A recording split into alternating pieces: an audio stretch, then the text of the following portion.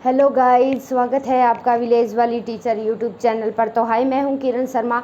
आज मैं आपके लिए लेके आई हूं करंट अफेयर का मोस्ट वेरी इम्पोर्टेंट टॉपिक, जो आने वाले अपकमिंग जितने भी एग्ज़ाम है उसके लिए वेरी इम्पोर्टेंट है।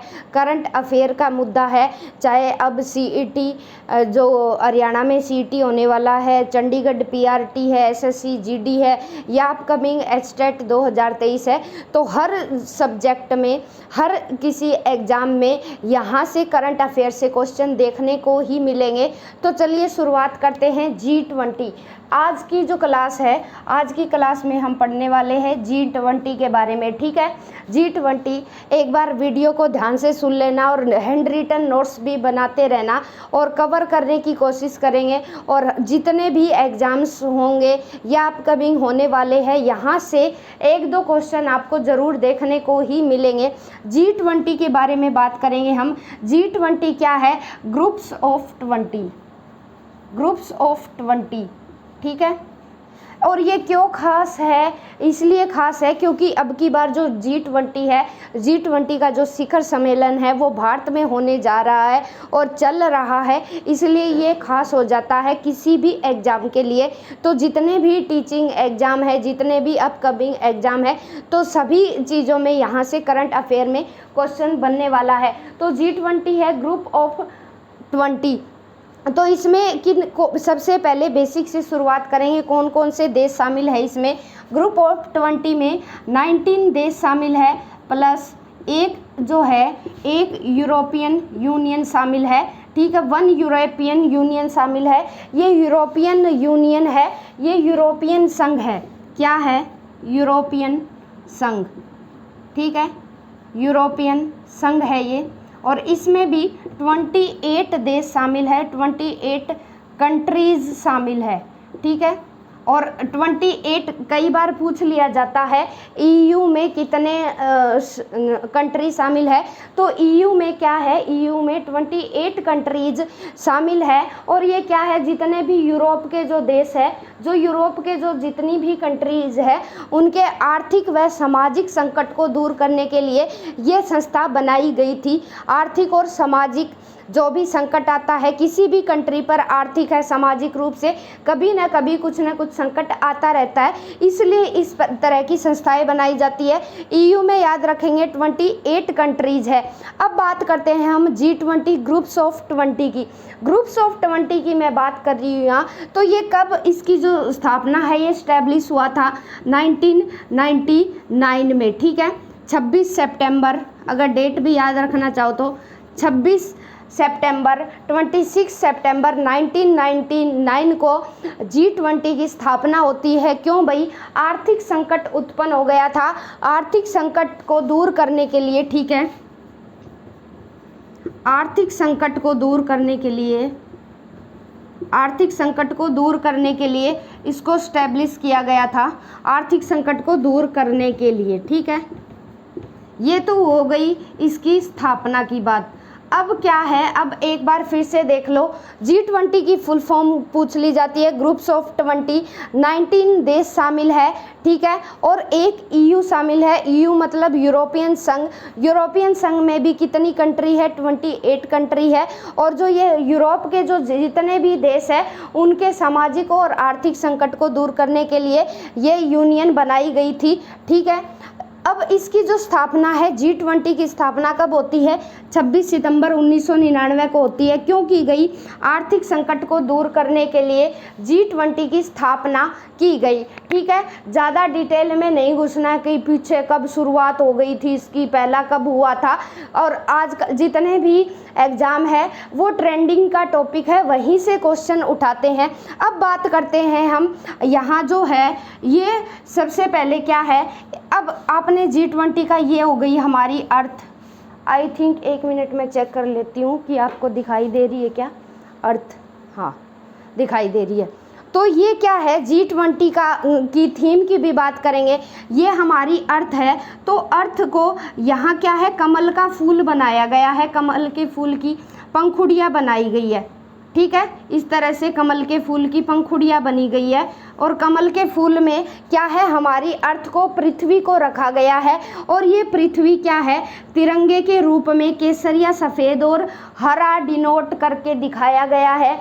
नंबर 1 बात क्या बताई, जो अर्थ है, अर्थ हमारी तिरंगे में जितने रंग है, केसरिया, सफ़ेद और हरा को शो करके दिखाया गया है। और ये जो कमल की ये पंखुड़ियाँ है, ये जो इसका लोगो है, ये लोगो है G20 का, लोगो में क्या है, ये जो कमल की पंखुड़ियाँ है, ये महाद्वीप को दिखाती है भाई, ठीक है, महाद्वीपों को शो करती है। ये 7 पंखुड़ियाँ है, 7 पंखुड़ियाँ है, हमें पता है हमारे 7 कॉन्टिनेंट है, 7 महाद्वीप है विश्व में, ठीक है। तो ये 7 तरह की पंखुड़ियाँ बनाई गई है ऐसे कमल की, ठीक है, जो 7 महाद्वीपों को शो करती है। क्योंकि G20 में क्या है, सारे के सारे यूरोप के भी देश शामिल है, अफ्रीका के भी देश शामिल है, एशिया के भी देश शामिल है, उत्तरी अमेरिका, दक्षिणी अमेरिका, ऑस्ट्रेलिया, तो सभी जो कंटिनेंट है उनके देश शामिल है। इसीलिए कमल की पंखुड़ियों के माध्यम से, ये जो कमल की पंखुड़ियाँ है, ऑप्शन में दे देंगे, बताइए कि जो G20 का जो लोगो है उसमें अर्थ को किन रंगों में दर्शाया गया है, केसरिया, सफ़ेद, हरा, या तीनों में से कोई एक दे दिया, केसरिया दे दिया, लाल दे दिया, गुलाबी दे दिया, या इनमें से कोई नहीं। तो हमें याद रखना है जिस रंग का हमारा तिरंगा है उसी रंग के जैसे हमारी पृथ्वी को दिखाया गया है। और पृथ्वी बैठी है हमारे 7 कॉन्टिनेंट के गोद में, और 7 जो ये कमल की जो पंखुड़ियाँ हैं, 7 पंखुड़ियाँ बनाई गई है, और ये 7 के 7 कॉन्टिनेंट को रिप्रेजेंट कर रही है, ये बात ध्यान रखेंगे, ठीक है। अब नेक्स्ट बढ़ते हैं आगे, लोगों में क्या है, पूछ लेगा कि कैसे पूछेगा क्वेश्चन, कमल की पंखुड़ियाँ किन चीज़ को दर्शाती है, महाद्वीप को, महासागरों को, या किसी देश को, किसी देश का नाम ले लिया जाएगा। तो आई होप ये चीज़ें आपको समझ में आई होगी। एक बार रिपीट करेंगे क्योंकि करंट का है, ट्रेंडिंग की चीज़ें है, यहाँ से काफ़ी क्वेश्चन पूछने के चांसेस है। G20 ग्रुप्स ऑफ 19 कंट्री शामिल है, प्लस एक यूरोपियन संघ शामिल है। यूरोपियन संघ में 28 कंट्री शामिल है आज की डेट में, और ये यूरोप के देश है, यूरोप जो कंटिनेंट है, यूरोप का महाद्वीप है, शामिल है, इसमें 28 देश शामिल है, ठीक है। अब क्या है, इसकी जो G20 की स्थापना हुई 26 सितंबर 1999 को हुई। क्यों हुई भी, आर्थिक संकट आ गया था। और जो G20 का लोगो है वो 7 कंटिनेंट के गोद में, 7 कमल की पंखुड़ियों के गोद में हमारी अर्थ बैठी है, जो महाद्वीपों को, जो ये कमल की पंखुड़ी है ये महाद्वीपों को शो कर रही है। आई होप ये चीज़ें आपको समझ में आई होगी। तो नेक्स्ट आगे बढ़ेंगे, एक बार आप स्क्रीनशॉट ले सकते हैं। समझ में आया इतना, ठीक है। जो कमल की पंखुड़ियाँ हैं वो क्या है, हमारे 7 कॉन्टिनेंट को दर्शाती है। अब बात करते हैं हम वेरी इंपॉर्टेंट टॉपिक की। तो क्या है, 2022 में हुआ G20, ठीक है, 2022 में हुआ।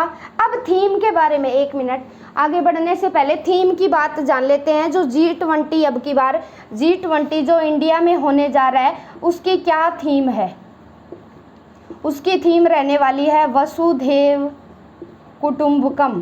क्या रहने वाली है, वसुधैव कुटुंबकम, कुटुंबकम यानी पूरी धरती एक परिवार है, ठीक है।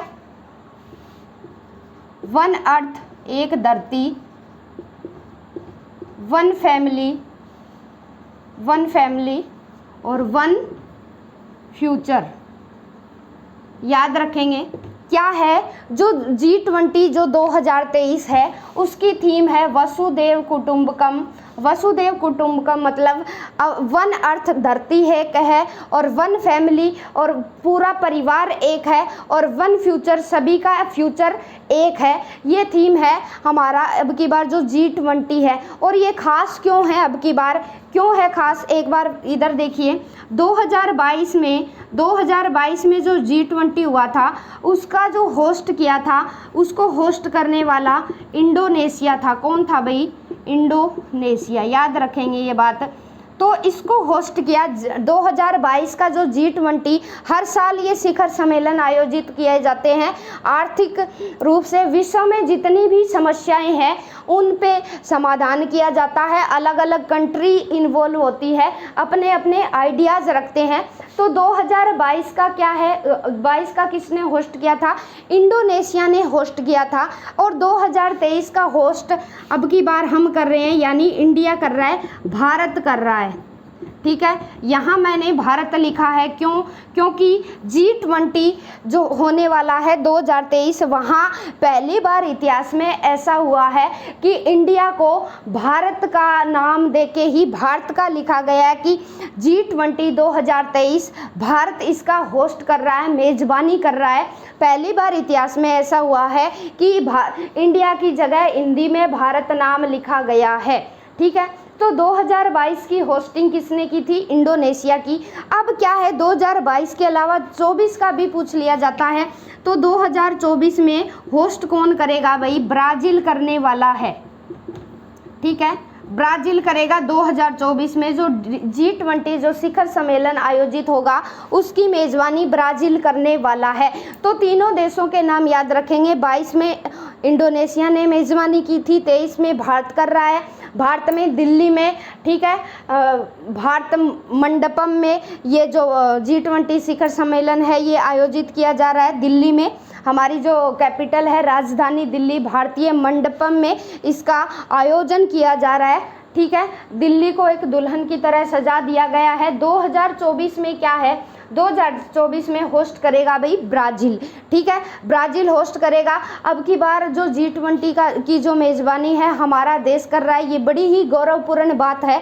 और गौरवपूर्ण बात होने के साथ साथ ये चुनौती भी होती है, क्योंकि कोई भी अगर हम आयोजन कर रहे हैं ना, तो सोच समझ के किन मुद्दों पर विचार किया जाए, क्योंकि सारा कॉन्टिनेंट है, पूरी दुनिया से लोग हिस्सा लेने आ रहे हैं। उनका खाने पीने का ध्यान, व्यवस्था, उनके लिए सिक्योरिटी होती है।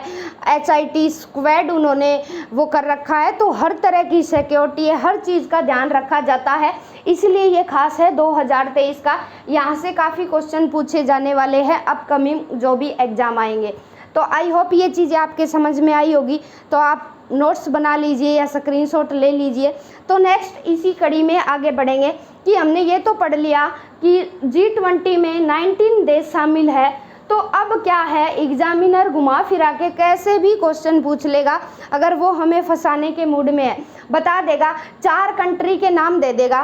ठीक है, कोई भी 4 कंट्री के नाम दे दिए, बताइए कि ए में कौन सा देश G20 में शामिल नहीं है, C, D ऐसे दे देगा। या तो 3 तो वो दे देगा जो शामिल है और चौथा वो देगा जो शामिल नहीं है। या अगर ऐसे भी नहीं पूछता तो ऐसे पूछ लेगा, एक देश का दे देगा जो G20 में शामिल है, बाकी तीनों नहीं देगा कि बताइए इनमें से G20 में कौन सा देश शामिल है। या तो है वाला देगा या नहीं वाला देगा। ठीक है, नहीं वाला देगा। तो एग्जामिनर के मूड पे डिपेंड है, वो किस तरह से एग्ज़ाम सेट करता है, पेपर बनाता है। तो दोनों तरह से हम बात करेंगे यहाँ। सबसे पहले 19 देशों को कई बार हम याद नहीं रख पाते, भूल जाते हैं, तो एक आसान सी ट्रिक के साथ हम याद करेंगे G20 में। ठीक है, G20 में जो देश शामिल है, अल्फ़ाबेट सभी को आती है, A to Z सभी को आता है। तो सिंपल ट्रिक होगी हमारी। ठीक है, तो चलिए स्टार्ट करते हैं। ए से, सबसे पहले ए से शुरुआत होती है हमारी, ऑस्ट्रेलिया। ऑस्ट्रेलिया, ठीक है, फिर आएगा अर्जेंटीना। अर्जेंटीना, तो 2 हो गए अल्फ़ाबेट के ए वाले। ठीक है, नंबर 1 हो गया ऑस्ट्रेलिया, जो एक कॉन्टिनेंट भी है और एक देश भी है। ऑस्ट्रेलिया, अर्जेंटीना, फिर आएगा ब्राज़ील। ब्राज़ील, एक मिनट, ब्राज़ील, फिर आएगा ब्रिटेन। ठीक है, तो 4 नाम हो गए। ये 2 ए से बनेंगे, ऑस्ट्रेलिया, अर्जेंटीना, ब्राज़ील, ब्रिटेन। 2-3 बार याद करोगे, अल्फ़ाबेट के अकॉर्डिंग हो जाएगा, मुश्किल नहीं है। फिर आएगा सी से चाइना, सी से कनाडा, डी से कोई भी देश शामिल नहीं है। 2 सी वाले हो गए, चाइना हो गया, कनाडा हो गया। सी के बाद डी, डी से कोई भी देश नहीं है। फिर आएगा ई, ई से है हमारा ईयू, यूरोपियन यूनियन, ठीक है, यूनियन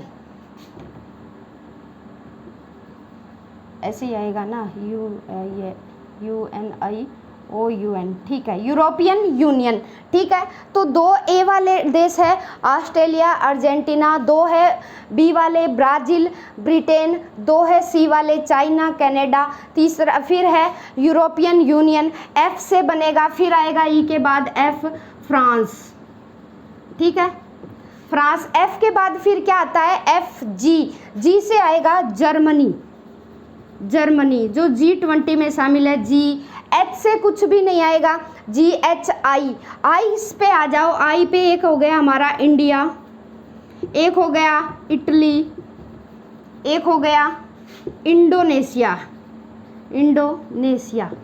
ठीक है। आई वाले 3 है, आई।